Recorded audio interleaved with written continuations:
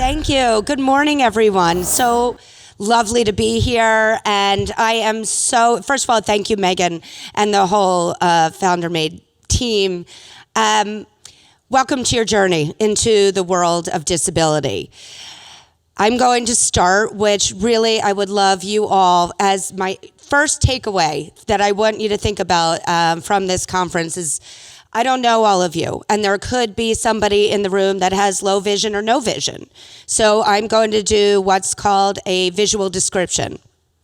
Good morning, everyone. I'm Mindy Scheier. I am now a 52-year-old white woman with long red hair. I'm wearing a printed top and bottom that really gives a nod to the fall with fall colors, and I am so thrilled to be here. To my right, actually I would love you to stand up so everybody can really see you. Some people travel with a glam squad. I travel with interpreters.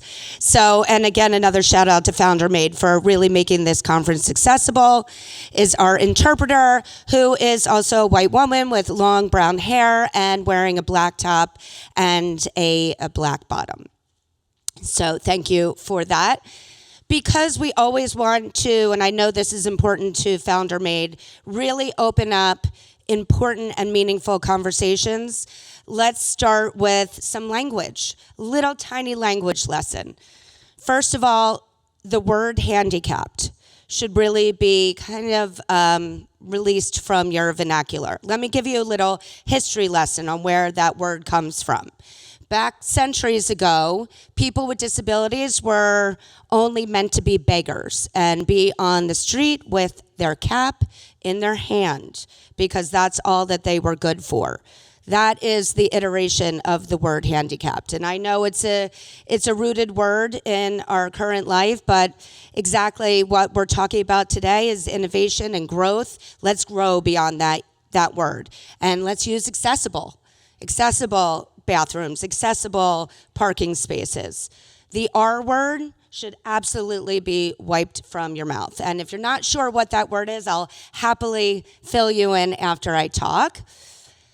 People with disabilities, the current approved language is people first language. So it would be a person with a disability, a person with muscular dystrophy, as people with disabilities are people first.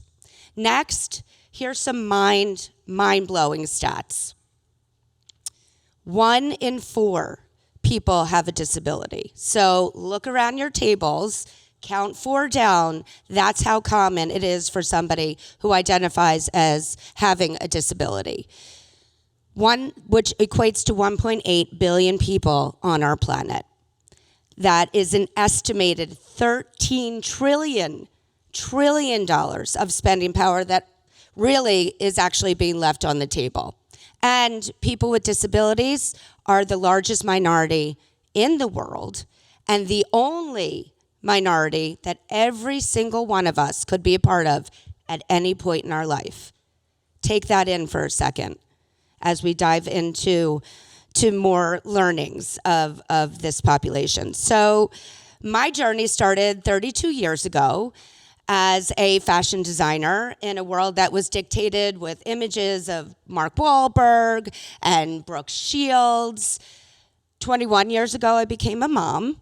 And 10 years ago, my worlds collided as my middle child, Oliver, was born with a rare form of muscular dystrophy called rigid spine.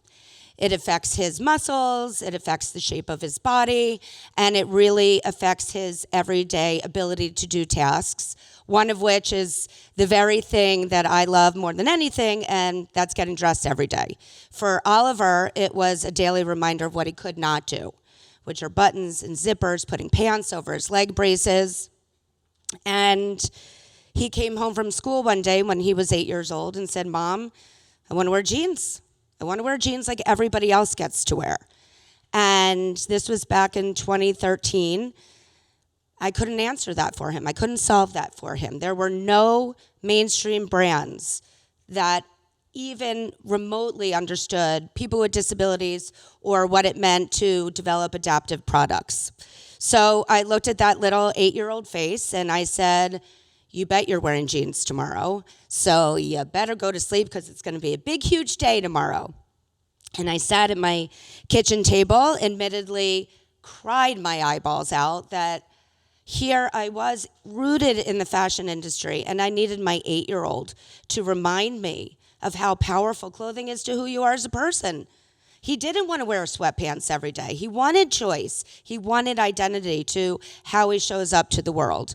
So I ripped apart a pair of his jeans, put them back together at 2 o'clock in the morning. Admittedly, the worst design I really ever made. It had peel and stick Velcro. If there's any moms in the room, I utilized the rubber band trick for jeans that, you wanted to wear a little bit longer than you should have when you were pregnant so that he could more easily get the pants on and off. I cut up the side seams, put the peel and stick Velcro in so it could go around his leg braces. And when he woke up the next morning, and was able to independently dress himself for the first time in his life, I saw immediate change come over him. I saw confidence that I never saw before in him. And it was a life-changing moment that these single pair of jeans changed how he felt about his life. He held his head up a little bit higher going into school that day. Can you imagine at 8 years old if this was so profound in his world? What did the 1.8 billion people we have on this planet, how are they managing clothing challenges in their everyday life? So I decided to have a small goal of changing the fashion industry, and in 2014, I launched the Runway of Dreams Foundation. And the goal was to educate and work with the fashion industry to help them understand who people with disabilities are, that they were consumers, that change could be made to mainstream clothing to make it easier for people with disabilities to wear. In 2016, we partnered with Tommy Hilfiger and made fashion history by developing the first ever mainstream adaptive clothing line, which is now Tommy Adaptive. And we needed to play in the biggest sandbox in the fashion history, and that was New York Fashion Week. And we launched our very first runway show during Fashion Week that I want to share a little bit with you here now.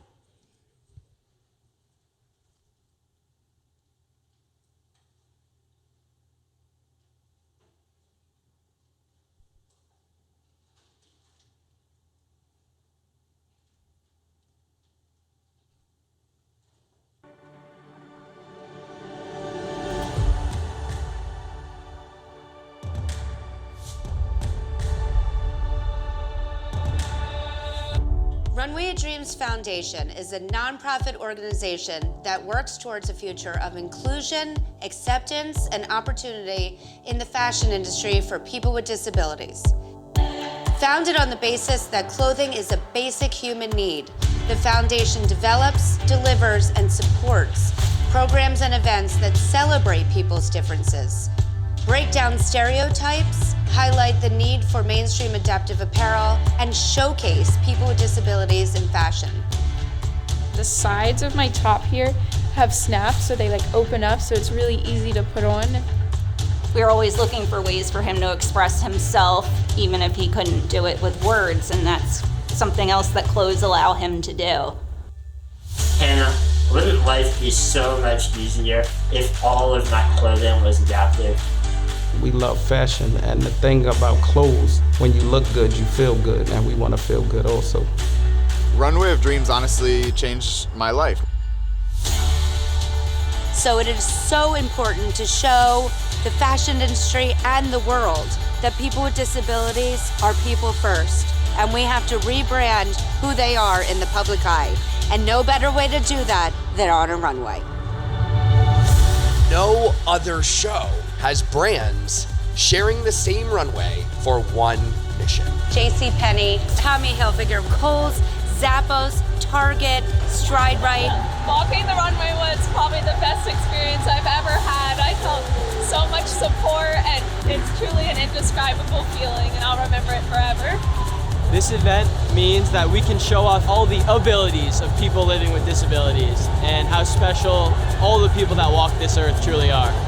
It gives me strength and pride to walk down that runway and show people that we want to be loved and be seen, and we are beautiful.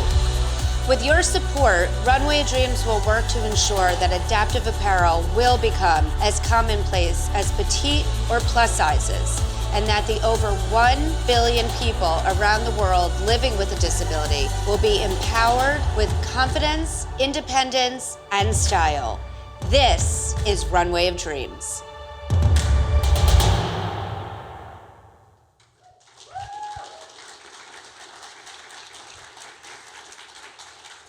Thank you.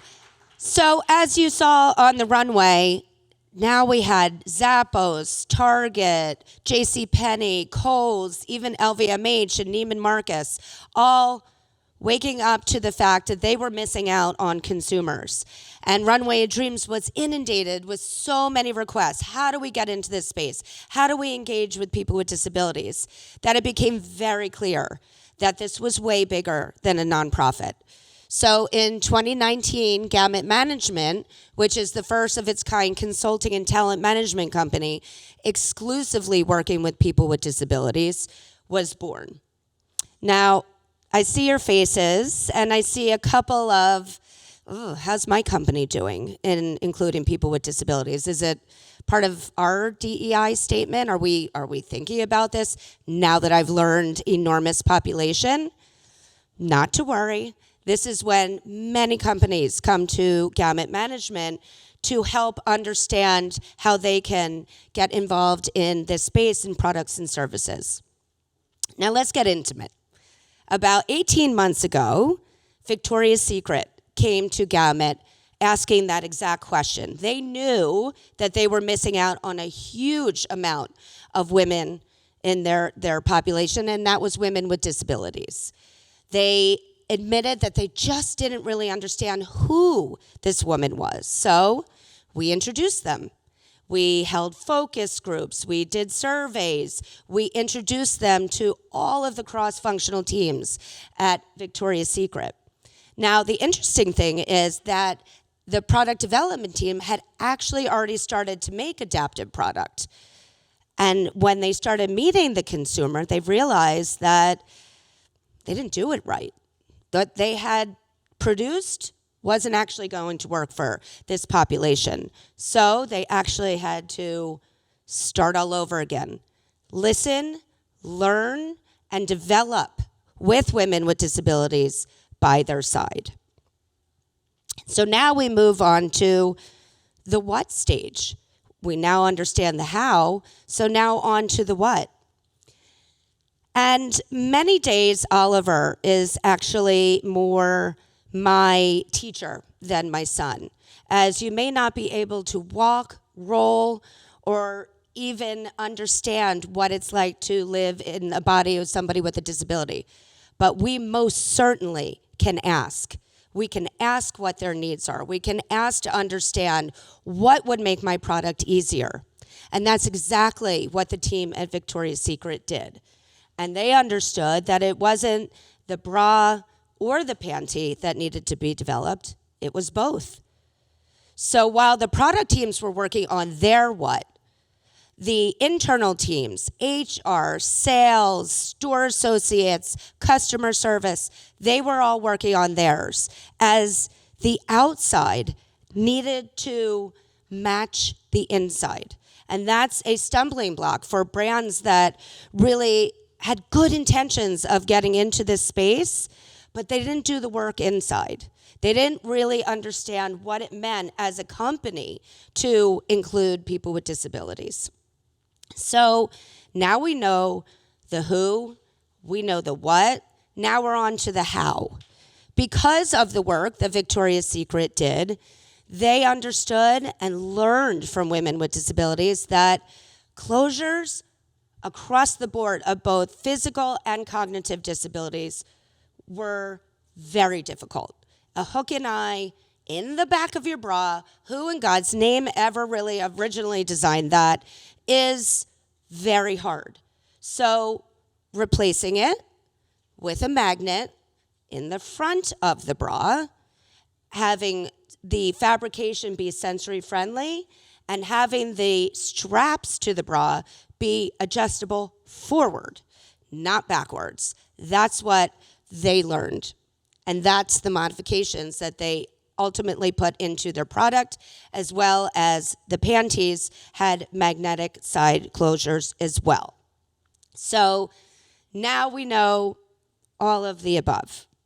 And I am so excited to announce that as of yesterday, Victoria's Secret launched in both stores and online with the first global brand in the intimate space to have an adaptive version of their product. So really, really proud of that. And we'll talk more about that. Now, let's get really, really intimate now. The fact of having magnetic front closures gives women independence that they never had before. Think about it, please, for a moment. If you are missing limbs, if you don't have the dexterity in your hands, if you don't have any use of your arms, how difficult it is to put on your own bra. Now we can solve that. We can make life a bit easier. And by the way, that only makes life easier, not only for the woman wearing the bra or the panties, but also the one who wants to take it off, right or wrong? I mean, yes, you're welcome. There are so many other aspects in our world that I want to really remind you of that were developed for people with disabilities that we all use now. Let's start with texting. Who has not sent a text today already? Raise your hand. 0 people. Texting was developed as an alternate way to communicate for people with disabilities. Now it is our most used form of communication.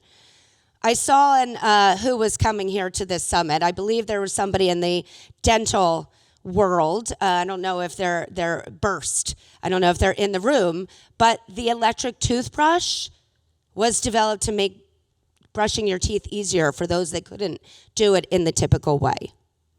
How about the bendable straw? I know straws are not PC anymore, but when they were, the straw bending was developed to make it easier for somebody that couldn't utilize a straw in a typical way, and they needed it to bend to more easily go into their mouth. These are natural innovations that came from the population of people with disabilities. They are natural innovators to live in a world that was not developed for them or with them. So we have a huge opportunity here.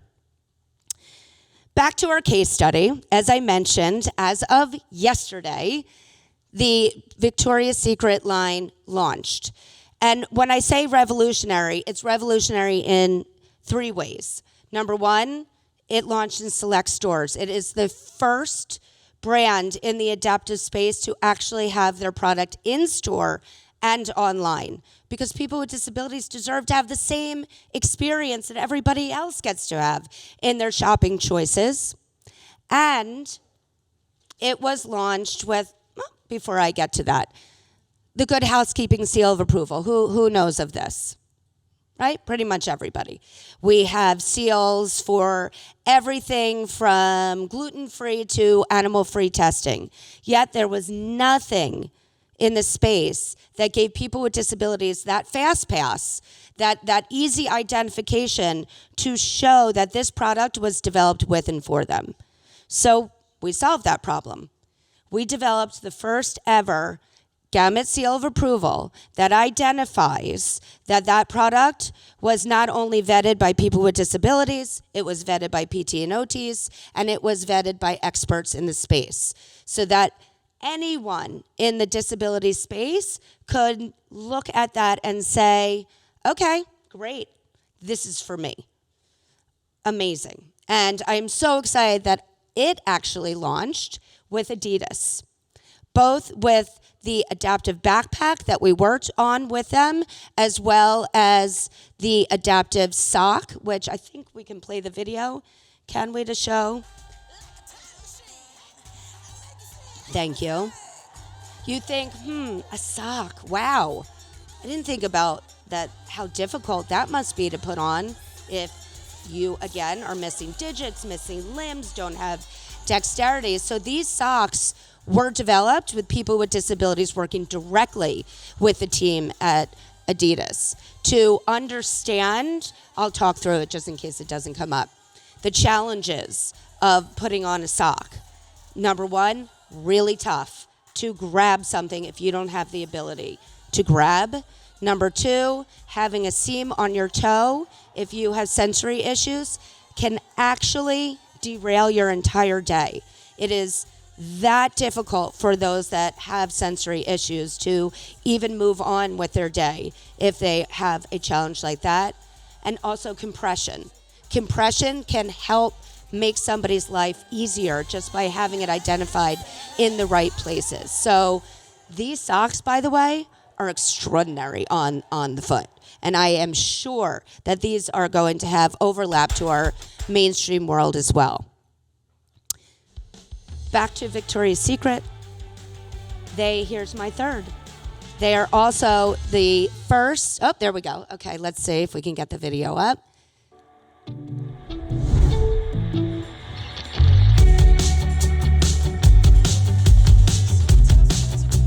Packaging, everybody, really difficult for many, many people.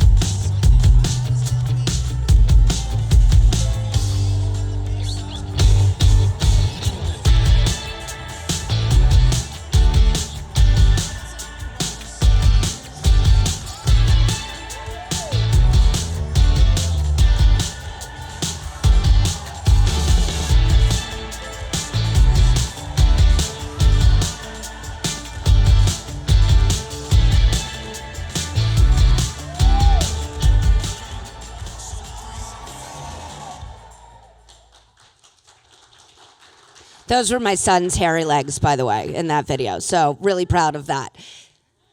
So we've launched. It's out there.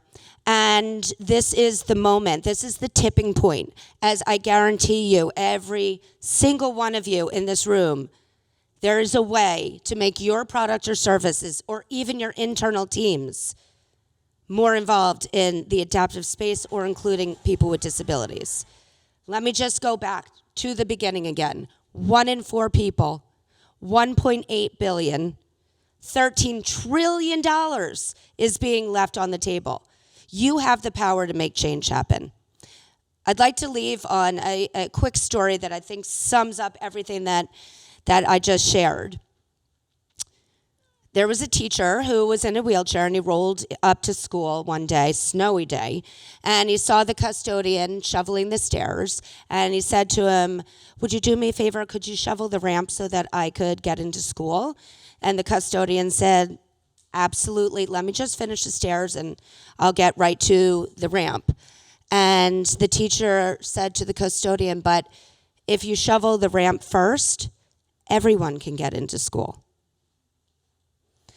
So FounderMade, my new friends, let's build less stairs and innovate more ramps. We can do this, and we can do this together.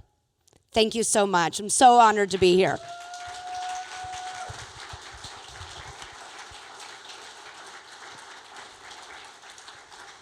Can I use my last 7 minutes?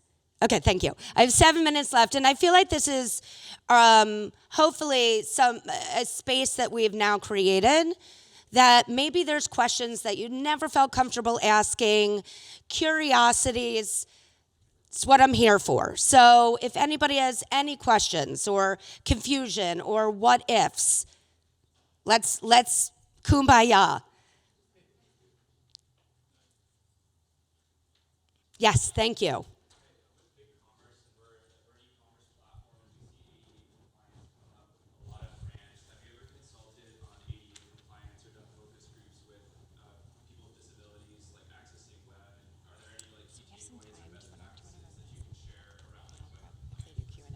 Thank you. Great question. And I'm going to address that in kind of a macro way. But when we work with brands, our partner brands, it's at every step of the value chain. very much inclusive of the online experience. As you mentioned, ADA compliance is actually going to even get more and more from a legal perspective, that websites must be compliant, and every step of that value chain, very, very specifically with the online experience, is with people with disabilities, working directly with the online teams to make sure that you could have the greatest product in the world or greatest service in the world, but if the consumer can't go onto the website and utilize it and have an experience on it, then it's not going to work. So absolutely, yes, we have amazing department that works specifically on the online experience. And here's a little, I think we're all doing friendiers, but here's a little fun fact that one of the largest retailers in the world online was about to launch adapted product, and they found out really fast that their site wasn't ADA compliant.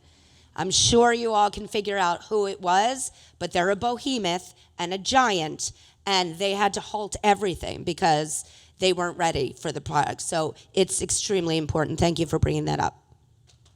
Yes? Hi, I'm George Wojciechowski, CEO of Manifest Eco, a sustainable 3PL. And you mentioned packaging has a lot of struggles for the community. Can you elaborate a little bit more on that? Because it's the first I've heard of it, and I'm curious to find out more. Oh, thank you. I don't know if you could see on the screen, but a lot of time was spent with the Adidas team on the packaging of those socks. Again, I kind of go back to, I'm gonna broaden it out a little bit even. Not only from the physicality of what it takes to open a package. The next time you get a package or have packaging, I want you to even try to open it without using your fingers. Just give it a go, even one hand. How difficult it is for our basic the packaging of a product for this population. So Adidas, again, worked directly with people of all different types of disabilities, ranging from cognitive, because you have to intuitively understand how to rip something apart or what to do, whereas that pull tab was very, very clear of how to pull it. It even came with instructions. It had a little opening that you could put, even if it's a finger, through to rip the packaging off. It requires very, very little dexterity. And thinking through these type of things make a huge, huge impact on this population and your brands. I guarantee you this population is going to be extremely loyal and extremely vocal for a company that goes to that level of detail to make packaging easier for everyone. And again, back to my story, everybody could use that packaging. It's not specific for people with disabilities. It's the texting, it's the electric toothbrush, it's wheels on your suitcase. It's rethinking the way that things are done.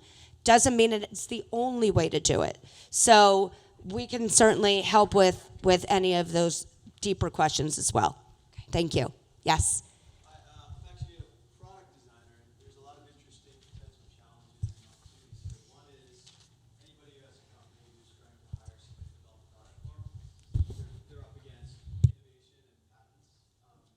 Are these things typically patented? Is it open source so anybody can use it? And if they're not, is there a way to make these ideas open source? I love that question so much. Thank you for bringing it up. I'm going to speak generally. Obviously, this isn't, don't quote me.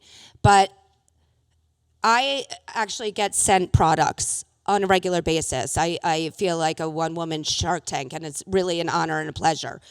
But the products that are being sent are from people with disabilities that are not business people. They don't know anything about patenting or why they do it or whatnot. They want to just get their products out into the world and don't know how to do it.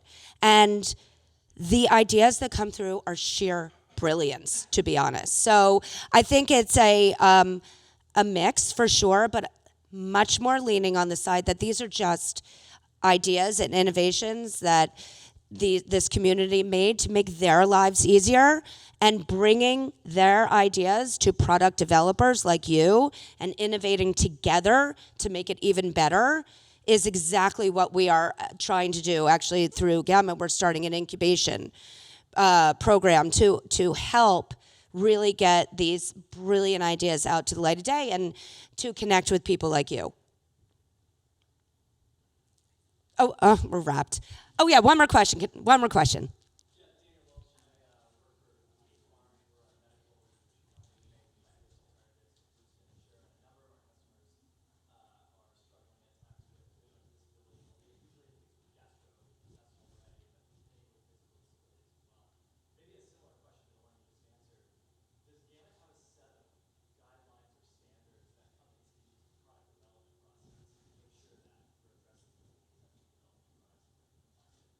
Absolutely, yes, and that's part of the seal of approval. So the seal of approval criteria basically is the roadmap on ensuring that your product that hopefully will be awarded the seal has gone through the necessary steps to make sure that people with disabilities were a part of it, signed off on it, believe in it.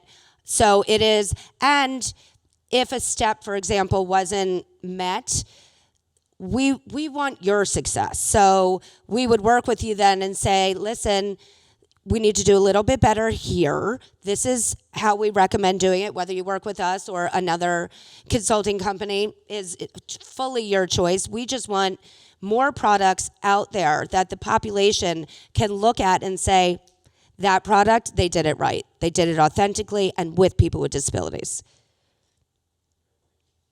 Thank you all so much. I'll be here if anybody has any other questions.